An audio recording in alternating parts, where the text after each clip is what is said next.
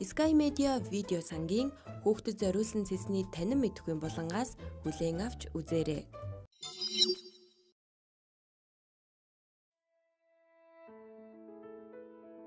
CoinCheck 260 мянган хэрэглэгч нартаа нүхэн төлбөр олгохоор болжээ.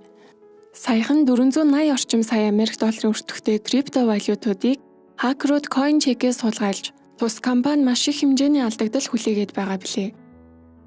Япон улсад төвтэй крипто валют солилцооны компани сүлжээнд өнгөрөгч баасан гарагт зөвшөөрөлгүй хандлт нэвтэрснийг илрүүлж, улмаар компани зүгээс бүх крипто валютын гүйлгээг зогсоожээ. CoinCheck компани техникийн алдаа болон хүндрэлүүдээс үүдэж мөн ажилчдын оронтой хангалттай биш байгаа учраас ийм байдалд хүрснийг мэдгдсэн байна.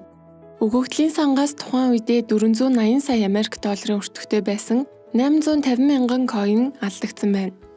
Дэлхийн нийт биткойн солилцооны 3/1-ийг йенээр худалдан авсан биткойн эзэлж байгааг JP Bitcoin сайтад дурджээ.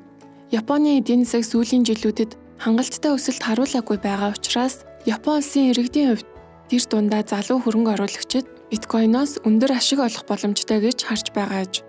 Өнгөрөгч ням гарагт Япон улсын өдөр тутмын зарим сонинд CoinCheck-ийг хэрэглэгчдийг татгаа урьдаа тавьж аюулгүй байдлыг хоёрт тавьсан хэмээн шүүмжилжээ.